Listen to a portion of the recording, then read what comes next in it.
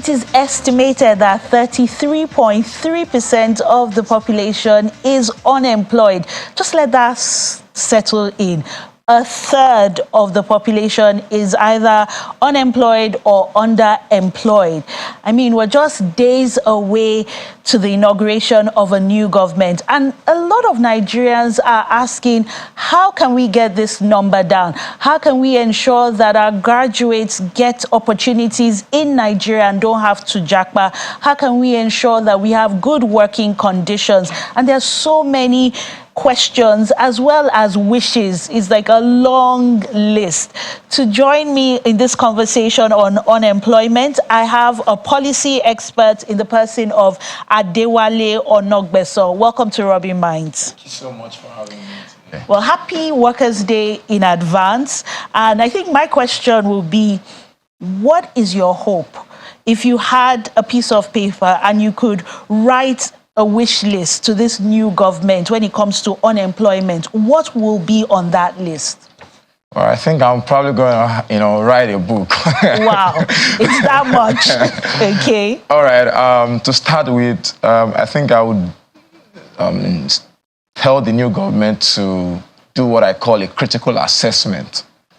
And as a student of history, the best way I think the government can do that is to leverage the tool of history. All right, countries that have prospered, let's come to Africa, over the years, are countries that you've seen their leaders to be good students of history. So if there's anything I'll be telling the government first is to, one, do a critical assessment of, the entirety of the realities, confronting the country. And in this, context, unemployment, adopting the tool of history to understanding the what, the why, the hows, even the where and when of, across the different periods. So I think that should be the first thing the government needs to do. You did mention about 33 point, I think the last figure by KPMG was put at 37.7% as at October 2022. And they projected that by maybe end of 2023, if nothing, critical is done, the figure would rise to 41%. 41%, almost half of the population being either underemployed or unemployed. I think these are very alarming figures, whether it's from KPMG or from the National Bureau of Statistics. Absolutely. This will now take me to your point about going back in history and doing that critical assessment. What do you think about the civil service? Because when we look at employment, the civil service still continues to be a large employer of labor. Okay, I think that, whatever is confronting the civil service, whatever the reality of the civil service is at the moment, will still, of course, follow through, of course, the critical assessment. But more importantly, whether, in the civil service or other, areas, I think the government needs to adopt what I call, an African tailored solution to African problems. So in this case, Nigerian tailored, solutions to those problems that are, Nigerian challenges. Some will say that the government is already doing that when you look at schemes like Empower that were set up to address Nigerian problems. So create employment while tackling with education. Has that been successful in your view? Of course, like I did say again, I'll still, reiterate my first point, critical assessment. So part of what the government needs to do is to take a look at this, national policies, programs, initiatives.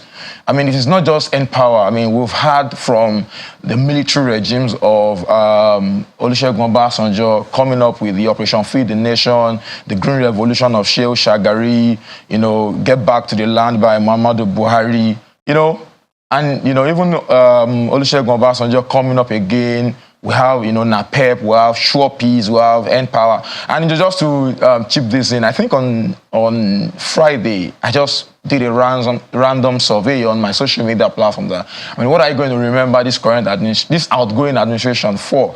And, both positive and negative feedbacks, right? And one of the things, the major thing I got from the positives is that Empower.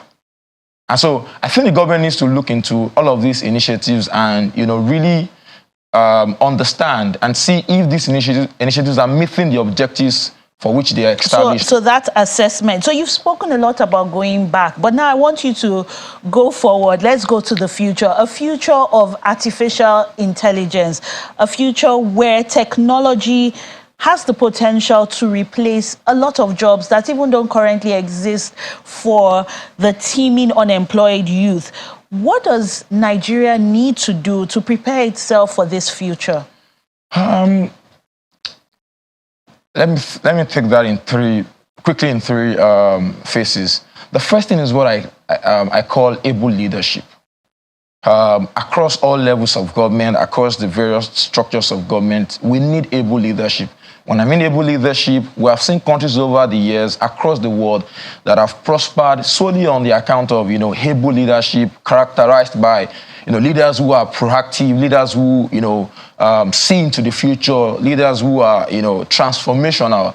And I am happy to say, or I feel happy that the president-elect, in person of Asiwaju Bola Ahmed Tinubu, seems to be proactive and, looking into the future. Because, I stumbled on one of the videos in the course of his campaign trail, and he said something like, the government cannot provide all of the jobs. So, talking about the need for, government, private sector, partnership in creating jobs. So, what if the government gives the private sector tax cut for them to provide jobs? And, that's, so creating an enabling environment. Absolutely. So I think that is one. The second thing is there's more to do with respect to, when you're talking about artificial intelligence, there's also need for orientation. Now we are in a age where somebody can sit in the comfort of his home, work on his laptop. The bee lady, she does content, and I'm sure she does that at the comfort of her home, and that is something cross-border. She might have a reason why she want to go beyond the borders of this country. Do you know that Nigerians young people especially have the challenges of, this cross-border movement of their talent and skills beyond the shores of this country? So I also think the government needs to look into the need for having a very robust diplomatic engagement within the sub-region, the continent, and of course across the world. We need to get back to the age where Nigeria is truly the giant of Africa.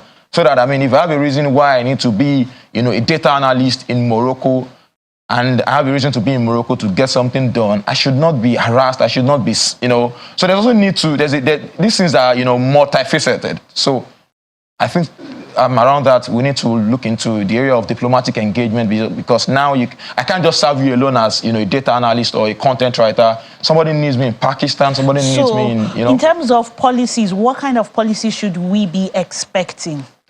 Of course, we have to go back into what we have on ground. Can they still, meet the desires of the future?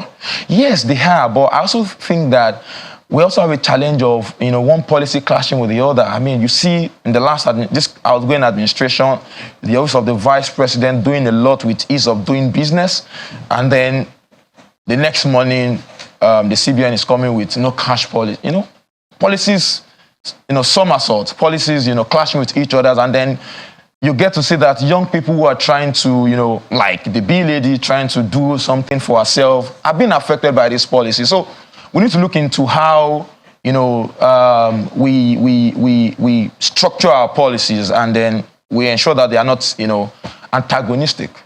And what about the jobs that are becoming redundant? The jobs that they don't know, they have no use for them.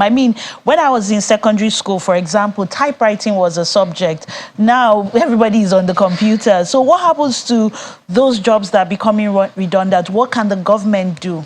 It's just as simple as, saying that any idea that is dying, the government should let it die its natural death, and then, birth in new, bold, transitional ideas, and of course, in this case, jobs. And when we say birth a new transitional ideas, establish a thriving environment for private sector to grow, it still brings me back to the question of funding, because again, a lot of people have great ideas, but then they have to deal with taxes, they have to deal with levies. as much as the ease of business is improving, is still very high to actually set up a business and to run profitably? I think that, to be fair to the government, there are quite a number of, funding facilities. I mean, Smithan is there, Bank of Industry is there. I mean, the CBN came up with the